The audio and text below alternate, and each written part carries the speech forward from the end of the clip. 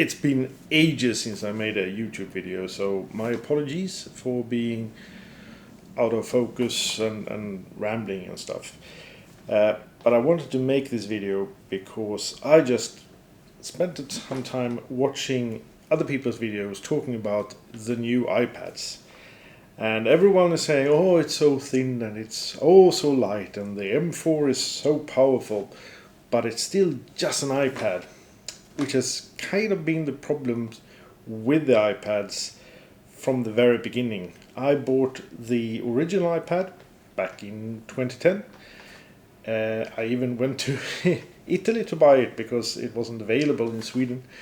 And, you know, it seemed like magic. It was this big screen and you could interact with it, and it's thin and light, relatively speaking. But back then, of course, it was just blown up iPhone, really. It had iOS and there were no iPad specific apps, really.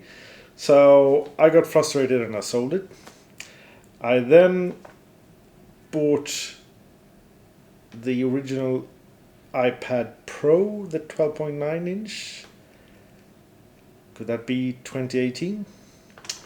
And I kind of like that, but I eventually sold it because, again, it was just an iPad, and while I could do a lot of things with it, photo editing and stuff, I couldn't do everything with it. So I ended up having to buy a MacBook to do certain things that I wanted to do, which I couldn't do on the iPad. So I sold that iPad.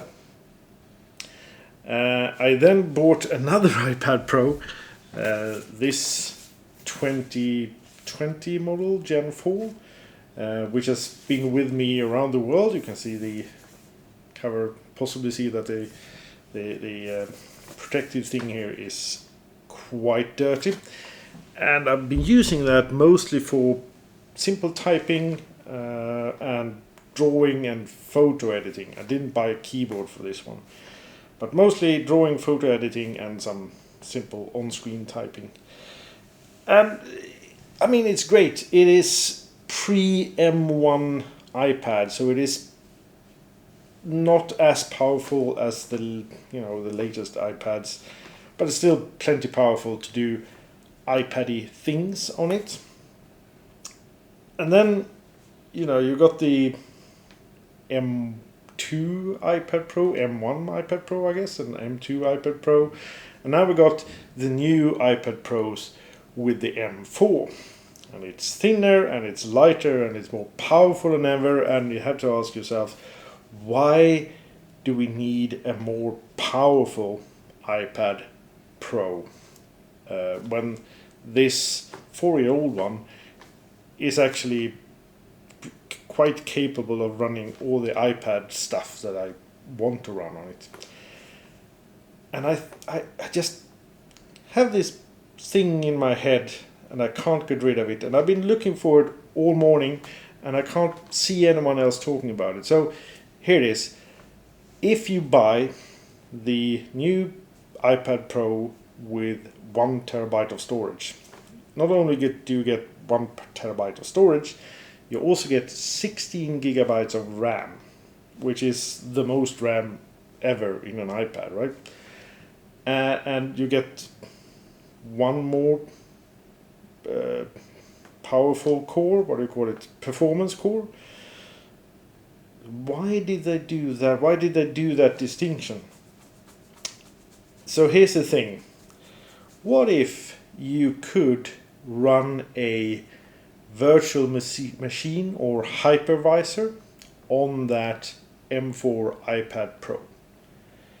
And on that virtual machine you could run, say, Mac OS or even Windows or Linux or whatever. Then that iPad Pro might actually turn into something very useful, because then it would be a computer, a very thin and very light and surprisingly powerful computer, potentially. Now, Apple does not allow you to install virtual machines or anything like that on an iPad, unless you jailbreak and sideload it. But in the EU, you don't have to jailbreak it because you're already allowed to sideload apps. And there is a virtual machine app for iOS or iPad OS called UTM. And I wonder if you get the big 13-inch iPad Pro with the 1 terabyte storage and 16 gigs of RAM and the full complement of performance cores, would that actually be powerful enough to run not only, I've seen demos of people running Windows XP and old versions of Mac OS on an older iPad. But if you get the latest one, would you be able to run, Windows 11 or latest version of Mac OS in a virtual machine on that iPad? Because you could use virtualizations, give the virtual machine actually 8 gigs of RAM and some decent storage if you have 16 gigs of RAM and 1 terabyte. Obviously, no one has tried this yet because the iPads aren't out. I am really itching to try, but I don't really have the technical know-how to do that kind of thing. So I'm hoping someone else does and maybe watches this video and decides to, well, I'm going to try that. And then you can post a video of it and tell me if it's worth getting. Because I was thinking I might trade in my trusty old iPad Pro 4th and get the new one.